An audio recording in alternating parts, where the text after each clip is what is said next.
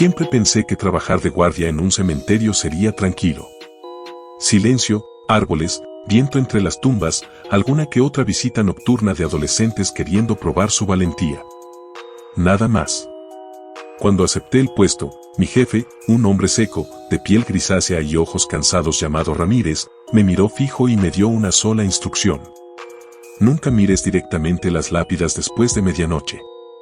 Lo dijo con un tono neutro, casi como quien advierte sobre no tocar cables eléctricos. Yo me reí, pensé que era una superstición de viejo, una manera de asustar al novato. Asentí sin hacer muchas preguntas. La primera noche transcurrió normal. El cementerio era enorme, un mar de lápidas alineadas, mausoleos de mármol, estatuas de ángeles ennegrecidos por el tiempo. Llevaba una linterna, un termo con café y una libreta donde anotar cualquier incidente. Caminaba los senderos de grava mientras el viento frío me mordía las orejas.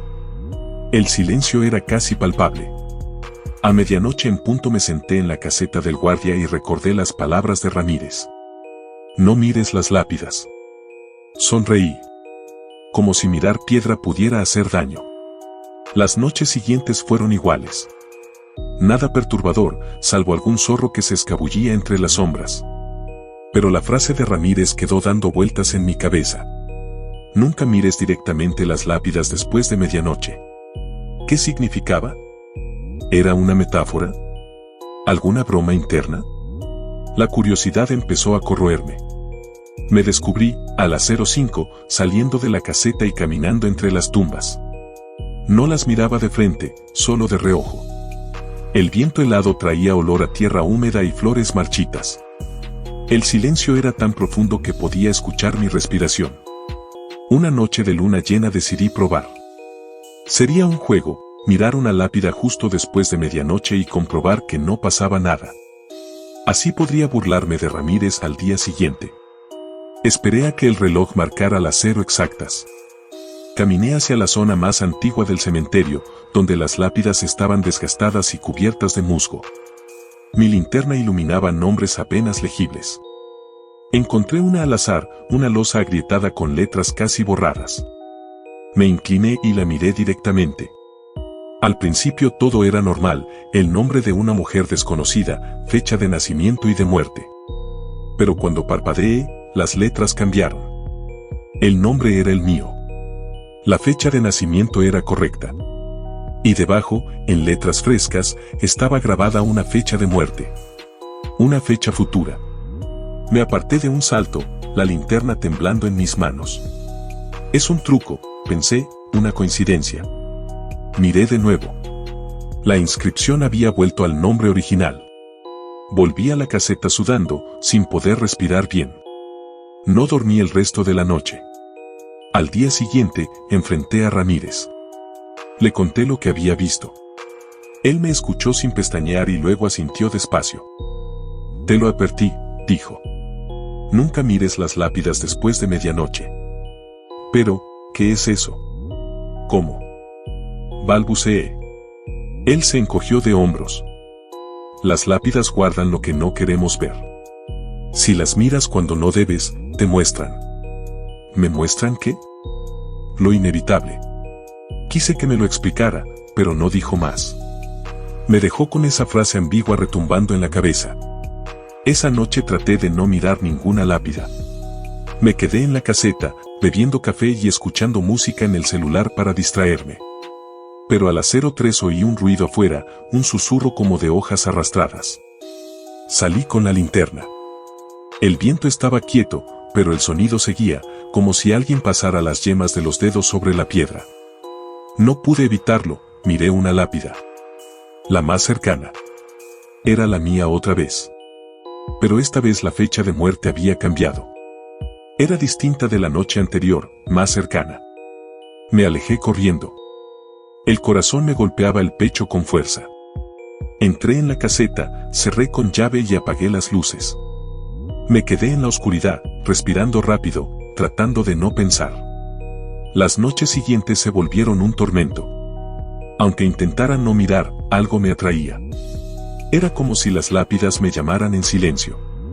Caminaba entre ellas, sin querer, y mis ojos se desviaban. Cada vez que las miraba, la fecha de muerte cambiaba. A veces era dentro de décadas, a veces en unas pocas horas. El pánico me carcomía. Dormía poco, comía menos. Me miraba las manos temblorosas, el rostro demacrado en el espejo. Sentía que algo dentro del cementerio me absorbía, como si con cada mirada yo dejara un pedazo de mí en esas inscripciones cambiantes. Intenté cubrir las lápidas con lonas, pero al volverlas a mirar, las fechas seguían allí, brillando en mi mente como cicatrices. Era como si ya no necesitaran estar talladas en la piedra, las veía incluso con los ojos cerrados. Una noche, desesperado, llevé mi celular y grabé. Caminé entre las lápidas después de medianoche y filmé cada una. En la pantalla no pasaba nada, nombres normales, fechas normales. Pero yo, mirándolas en vivo, seguía viendo mi nombre y mi fecha de muerte. Revisé el video decenas de veces. Nada. Como si solo yo pudiera verlas. Ramírez comenzó a evitarme. Apenas me saludaba. Yo le exigía respuestas, le rogaba que me dijera qué estaba pasando. Una noche lo arrinconé en la caseta. Él me miró con lástima. Ya es tarde, me dijo. Cuando las miras, ya no hay vuelta atrás. ¿Qué significa eso? Grité. Las lápidas no mienten. Ahora solo puedes esperar. Se fue sin mirar atrás. Nunca volvió. Desde entonces estoy solo. El cementerio es mi mundo entero. Ya no distingo los días de las noches. A veces creo escuchar mi nombre susurrado desde las tumbas. Otras veces veo sombras moviéndose entre los mausoleos. No me atrevo a seguirlas. La fecha de mi muerte cambia cada noche, pero últimamente se ha ido acercando. Primero era dentro de años, luego meses, luego semanas. Ahora es cuestión de días. Cada vez que miro una lápida, la fecha está más próxima. Intento no mirar, pero es imposible. Las lápidas parecen girar hacia mí, obligándome a verlas. Aunque cierre los ojos, las fechas aparecen grabadas en la oscuridad de mis párpados. Anoche ocurrió algo diferente. La fecha de muerte ya no era un número. Era la palabra hoy. El terror me paralizó. Sentí que todo el aire del cementerio se espesaba, como si respirara tierra. Las estatuas de los ángeles parecían mirarme.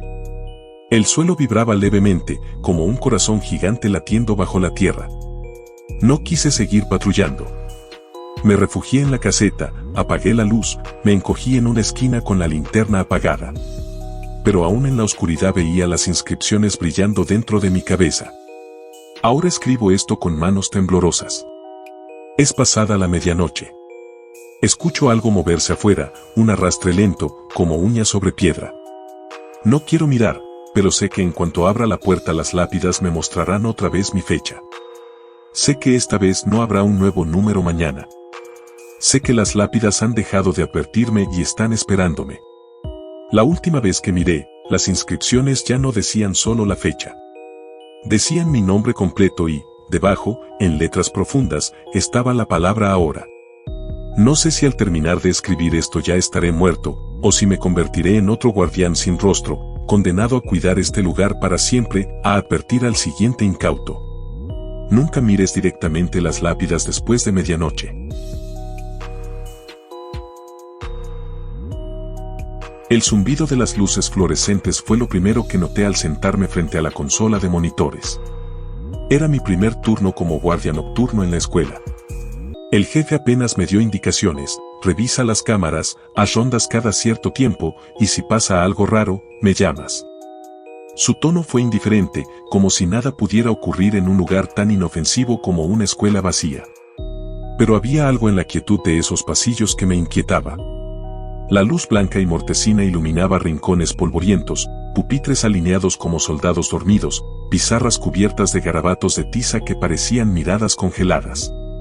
Afuera, la ciudad seguía viva, pero allí dentro el tiempo se detenía. Miraba las pantallas intentando mantener la concentración. Todo parecía normal: pasillos vacíos, salones cerrados, el patio en penumbras, el gimnasio oscuro. El reloj marcaba las 11:47 de la noche cuando lo vi. Una figura. En el monitor 3, correspondiente al segundo piso, alguien caminaba lentamente frente a la cámara. Era una mujer. Su silueta era delgada, llevaba una blusa clara y el cabello le caía sobre los hombros. Al principio pensé que era una maestra olvidadiza, alguien que había regresado por libros o papeles. Le hablé al radio, pero no obtuve respuesta. No había nadie más en la escuela, al menos eso me habían dicho. Me levanté, tomé la linterna y salí al pasillo.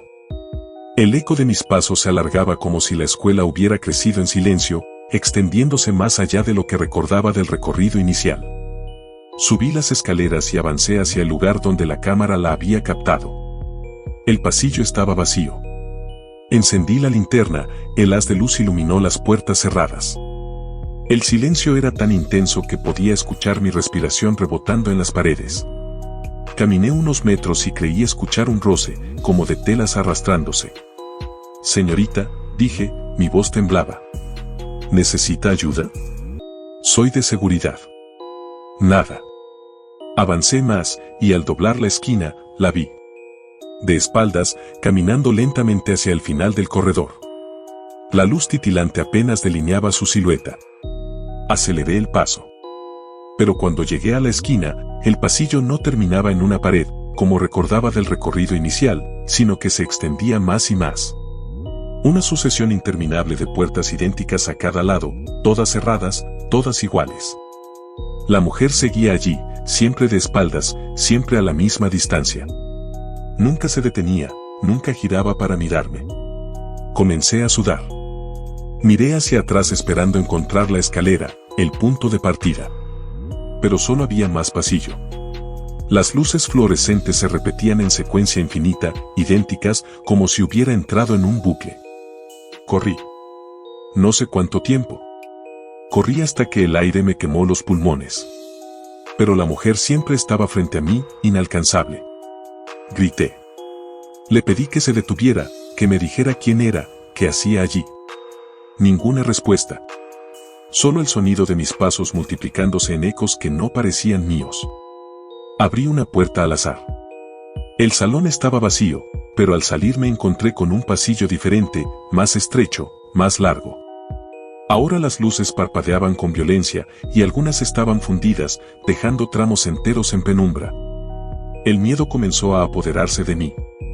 No reconocía nada. La escuela se transformaba a cada esquina. Puertas que llevaban a más puertas, pasillos que se bifurcaban como un laberinto sin fin. La mujer aparecía siempre unos metros adelante, caminando con la misma lentitud, con el mismo paso inalterable. «Basta», grité. Mi voz retumbó en todas direcciones, como si los muros se burlaran de mí. Me obligué a acercarme. Corrí de nuevo, más rápido, y por primera vez creí que estaba ganando distancia. Extendí la mano, tan cerca de tocarle el hombro. Ella se detuvo. Y giró.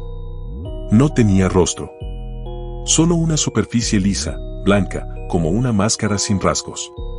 De su boca inexistente emanó un sonido imposible de describir, no era un grito, no era un susurro, era como escuchar todos los ruidos de la escuela al mismo tiempo, al revés. Como un eco deformado que me atravesó los huesos. Retrocedí, tropezando con las puertas. Corrí en dirección contraria, sin mirar atrás. Los pasillos se estrechaban, las luces se apagaban una a una. El aire se volvió denso, asfixiante, como si estuviera bajo el agua. Ya no veía la salida. Ya no recordaba dónde estaba la consola, ni las escaleras, ni siquiera el portón de entrada. Solo había corredores interminables y la certeza de que cada paso me llevaba más adentro. Las cámaras seguían registrando mi figura en todos los monitores de la caseta. Me vi a mí mismo atrapado en un pasillo, después en otro, después en otro. A veces corriendo, a veces de pie, golpeando las paredes como un animal enjaulado. La mujer siempre aparecía en alguna esquina, esperando. El reloj marcaba las 2:13 de la madrugada cuando la imagen se congeló. Mi silueta quedó fija frente a la cámara, mirando directamente al lente, con la boca abierta en un gesto de desesperación. El jefe de seguridad encontró la caseta vacía al día siguiente. La silla estaba caída, la linterna encendida en el suelo. Nadie volvió a ver al guardia que había comenzado su primer día de trabajo esa noche. Pero en las grabaciones, si uno observa con atención, todavía se le puede ver caminando sin rumbo por los pasillos, persiguiendo a una mujer que no existe.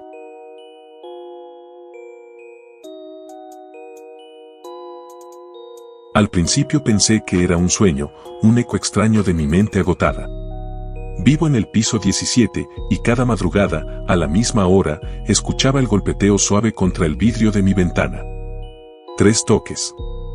Pausados, rítmicos, como los nudillos de alguien paciente. La primera vez me incorporé con el corazón acelerado, miré hacia afuera y no vi nada, solo la oscuridad de la ciudad extendida bajo mis pies. Me convencí de que debía ser el viento, algún efecto de las corrientes golpeando contra la superficie del edificio. Pero aquella explicación se desmoronó en la segunda noche, cuando el sonido volvió a repetirse, idéntico, 3 golpes, en la misma secuencia, justo a las 3 de la madrugada. El miedo me obligaba a quedarme quieto, inmóvil en la cama, los ojos clavados en la ventana. Desde allí podía ver el reflejo pálido de mi rostro, el brillo apagado de los faroles urbanos. Nada más. Pero aunque no viera nada, sabía que alguien estaba allí afuera. Pasaron varias noches antes de que me atreviera a acercarme al vidrio. El miedo se había vuelto insoportable, mezclado con una curiosidad enferma. Cuando por fin lo hice, conteniendo la respiración, no encontré a nadie, ni sombra ni silueta. Sin embargo, había algo peor, sobre la superficie del vidrio, al nivel de mi cara, quedaba marcada la silueta difusa de una mano. Una palma grande, dedos largos, presionada desde dentro. Grité, retrocedí de golpe y casi caí sobre la cama. La mano desapareció ante mis ojos, no como si se borrara, sino como si nunca hubiera existido. El vidrio estaba limpio. Intenté convencerme de que estaba perdiendo la cordura. Demasiadas noches de insomnio, demasiada soledad en un departamento pequeño, demasiado silencio interrumpido solo por ese toque nocturno. Pero la mano volvía, cada noche, y cada vez más nítida. La tercera vez que apareció, me atreví a colocar mi propia palma sobre la marca. Encajaba perfectamente. Era del mismo tamaño, la misma forma. Era mi mano. Retrocedí de inmediato, temblando. No sabía si eso lo hacía mejor o peor. Mis días se convirtieron en un suplicio. Trabajaba apenas lo necesario, evadía llamadas, dejé de salir. Cada noche esperaba el sonido. Cada madrugada sabía que ocurriría. A las 3 en punto, 3 golpes en el vidrio. Me encontraba contando los minutos, los segundos, con la certeza de que nada podía evitarlo. Comencé a obsesionarme. Grabé videos con mi celular apuntando hacia la ventana. En ellos no se escuchaba nada, no se veía nada. El golpe no quedaba registrado, la mano no aparecía en las imágenes. Pero yo la veía. Yo la escuchaba. Lo peor vino después, una madrugada, cuando abrí los ojos tras los golpes, la marca de la mano no estaba en la ventana, sino en el interior del espejo del armario. Como si alguien hubiera apoyado la palma en el cristal desde dentro del reflejo. Esa noche no dormí. Los días se mezclaban con las noches. El hedor del miedo impregnaba todo. Me despertaba con sudor frío, escuchando los 3 golpes que ya no eran solo en la ventana. Ahora también resonaban en la puerta del baño, en los espejos, en cualquier superficie reflectante. Siempre a las 3 de la madrugada. Siempre 3 golpes. Me preguntaba si aquello era una broma cruel de mi subconsciente, una especie de alucinación causada por la soledad. Pero entonces sucedió lo que me quitó cualquier esperanza de lógica. Una madrugada, tras los golpes, me levanté con un impulso de rabia. Me acerqué al vidrio y grité. ¿Quién eres? La ciudad abajo estaba silenciosa. El vidrio me devolvía mi propio reflejo distorsionado. Y entonces lo vi, no una mano esta vez, sino el rostro entero de alguien pegado contra el vidrio desde dentro, justo detrás de mi reflejo. Era mi cara. Pero distorsionada, podrida, con los ojos hundidos y la piel blanquecina. Me derrumbé en el suelo, llorando. No quise volver a mirar. Los días posteriores fueron una tortura constante. Tapé la ventana con mantas, con cartones, con todo lo que encontré, pero no servía. Los golpes seguían oyéndose desde atrás de la tela. Y aunque intentara no mirar, sabía que la marca seguía ahí, esperando. Comencé a tener lapsos de tiempo en blanco. Horas enteras de las que no recordaba nada. Una tarde desperté sentado frente a la ventana, las manos apoyadas sobre el vidrio, con la marca de mis palmas perfectamente impresas en él. No supe cuánto tiempo había estado allí. Intenté pedir ayuda. Llamé a un amigo, le supliqué que viniera. Él accedió, aunque lo noté dudoso. Cuando entró a mi departamento, me miró como si estuviera viendo a un extraño. Yo le hablaba del vidrio, de los golpes, de la mano. Él revisó todo, corrió la cortina, miró el cristal. No hay nada, me dijo. Nada. Quise insistir, pero entonces vi que en el vidrio, justo donde estaba su rostro reflejado, apareció la marca de la mano. Yo la vi con claridad. Él no. Me lancé hacia él, lo sacudí, grité que la mirara, que la viera.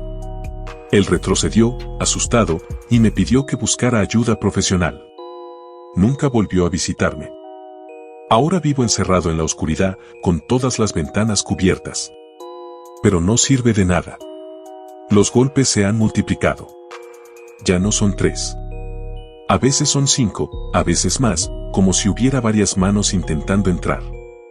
Lo peor es que ahora las marcas aparecen en cualquier superficie brillante, en la pantalla apagada del televisor, en el celular, incluso en los charcos de agua en el suelo del baño. Y todas son idénticas a mis manos. La última noche, cuando por fin reuní el valor para mirar, ya no era una sola marca. Eran decenas, todas sobrepuestas, todas presionando desde dentro del vidrio, como si algo quisiera salir. Anoche ocurrió lo inevitable. Los golpes resonaron, no solo en la ventana, sino en todas las paredes del departamento. Un retumbar coordinado, como si cientos de manos me rodearan. Me levanté tambaleando, y entonces lo vi, en el vidrio ya no había solo marcas. Había una figura completa, idéntica a mí, sonriendo desde el otro lado. Levantó la mano y golpeó 3 veces más. Yo retrocedí, tropezando con la cama, y caí. Cuando volví a mirar, la figura ya no estaba afuera. Estaba adentro, de pie en medio de la habitación. No recuerdo qué pasó después. Solo sé que desperté esta mañana en la cama, y en el vidrio, desde el lado interior, está impresa una mano abierta. No es la mía. Es la suya. Y sé que mañana, a las 3 en punto, no volverá a golpear desde afuera. Porque ya está aquí, conmigo, esperando a que me levante.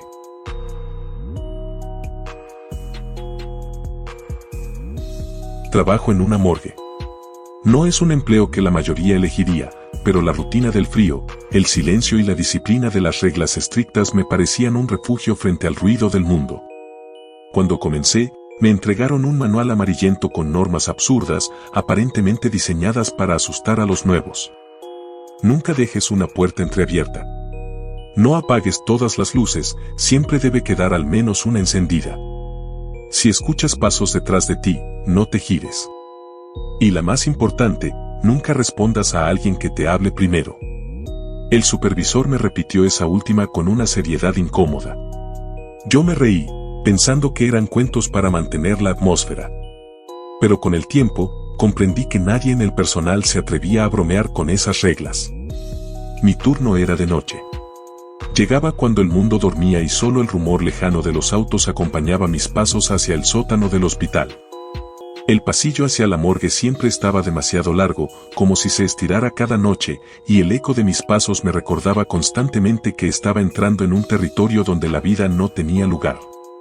Al principio, el silencio era tranquilizador. Los cadáveres no se movían, no hablaban, no exigían nada. Pero con el paso de los meses, empecé a notar cosas. A veces, al abrir un cajón, encontraba las bolsas ligeramente movidas, como si alguien las hubiera acomodado de nuevo. O el frío parecía variar, helándome hasta los huesos sin razón. No le daba importancia. Necesitaba el sueldo. Hasta la noche en que escuché la voz. Estaba catalogando cuerpos recién ingresados, llenando el libro de registros, cuando algo resonó en la sala metálica. «Ayúdame». Se me heló la sangre. No levanté la cabeza, no quise mirar. Las reglas eran claras. Pero el sonido había sido tan real, tan humano, que mi mente buscaba excusas. Alguien entró sin que me diera cuenta, un compañero, un visitante extraviado. Por favor, está tan oscuro aquí. La voz venía de los cajones. Me paralicé, con el bolígrafo suspendido en el aire. El silencio posterior pesaba como plomo. Podía sentir como algo esperaba mi respuesta. Son alucinaciones, pensé. El supervisor siempre había dicho que no debía contestar. Quizás la regla era solo para evitar que uno se volviera loco hablando con su propia imaginación. Pero entonces la voz volvió, más desesperada. ¿Me oyes? Sáname, por favor. Y yo, en un error que selló mi destino, respondí con un susurro tembloroso. ¿Dónde estás? Al principio no ocurrió nada. Me convencí de que había sido una tontería, un impulso irracional. Continué mi trabajo, cerré registros, ordené instrumentos. Sin embargo, sentía la garganta reseca, como si hubiera tragado polvo viejo. Y mientras pasaban los minutos, algo extraño comenzó a crecer en mí. Era un eco. Un murmullo ahogado que no provenía de afuera, sino de dentro de mí. La misma voz, la misma súplica. Ayúdame, no me dejes aquí. Me llevé las manos al cuello. El sonido vibraba en mis cuerdas vocales, aunque no abría la boca. Era como si alguien más habitara mi garganta. No dormí esa mañana. Ni la siguiente. Cada vez que intentaba cerrar los ojos, sentía la presión de esa voz intentando usar mi aliento. Días después, la situación empeoró. Cuando hablaba con alguien en el hospital, por un instante mi voz cambiaba. No lo notaban los demás, pero yo lo escuchaba, un temblor ajeno en las palabras, un tono suplicante mezclado con el mío. Como si cada frase fuera compartida entre dos seres. Dejé de hablar con la gente. Me volví silencioso, huidizo. Y aún así, la voz no callaba. En los pasillos oscuros, en el baño vacío, en los minutos eternos dentro de la morgue, siempre estaba ahí. Devuélveme, devuélveme la luz. Una noche no soporté más. Abrí el cajón desde el que había oído por primera vez la súplica. Quería confirmar, ver el rostro del muerto que se había pegado a mí. Pero lo que encontré fue peor que cualquier imagen posible. En el cajón estaba yo. Mi cuerpo. Mi rostro pálido, con los labios amoratados, los ojos cerrados en una paz imposible. La etiqueta en mi pie tenía mi nombre completo y la fecha de ingreso, la misma fecha en que escuché la voz por primera vez. Me desplomé contra la pared, jadeando. No podía ser. Yo estaba vivo, mi corazón latía con violencia, mi piel sudaba. Pero la evidencia estaba ahí, mi cadáver reposaba en el cajón metálico. Y la voz dentro de mí, por primera vez, sonó clara, fuerte, como si hubiera logrado abrir mi boca. Te lo dije. Ahora somos el mismo. Desde entonces no distingo dónde termino yo y dónde empieza lo que habita mi garganta. He intentado dejar el trabajo, pero no sirve, la voz me acompaña a todas partes. Cuando hablo con alguien, a veces noto que sus ojos se entrecierran, como si escucharan dos voces en vez de una. Cuando callo, siento que ella se alimenta de mi silencio. Lo peor llegó anoche. Estaba solo en la morgue, sentado frente al escritorio, cuando todas las luces parpadearon y se apagaron, salvo una. La más alejada. El pasillo se hundió en sombras. Y entonces lo escuché. Cajón tras cajón deslizándose al mismo tiempo. Metal rasgando el aire. Y en la penumbra, múltiples susurros que no eran eco, no eran imaginación. Voces que pedían, lloraban, reían. Voces que querían hablar conmigo. Me tapé los oídos, pero solo conseguí amplificarlas, porque ahora estaban también en mi interior, multiplicándose en mi garganta, hasta sentir que no era un hombre, sino un coro atrapado en un cuerpo. Me arrastré hasta la salida, pero la puerta estaba cerrada. No recordaba haberla asegurado. Golpeé, grité, pedí ayuda, y entonces lo comprendí, las palabras que escapaban no eran las mías. Eran todas las voces, hablando a través de mí, usando mi garganta como un canal. En el reflejo de la pequeña ventana de la puerta, me vi, mi boca abierta, y dentro no había lengua ni garganta humanas, sino un túnel oscuro lleno de manos diminutas, pálidas, que se agitaban intentando salir. Escribo esto mientras tiemblo, sabiendo que no habrá un final distinto. El cajón con mi cadáver sigue abierto. Cada noche regreso, atraído como un insecto hacia la luz.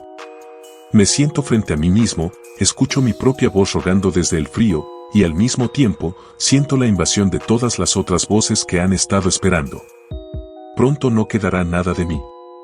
Solo un cuerpo vacío, usado como instrumento. Quizás ya esté muerto, y lo que cree escribir estas líneas es solo una imitación sostenida por la morgue misma. No me importa. Lo único que sé es que, cuando intente hablar de nuevo, no sabré si soy yo quien pronuncia las palabras, o si serán todos ellos, los muertos, hablando a través de mi garganta. Y nadie nunca distinguirá la diferencia.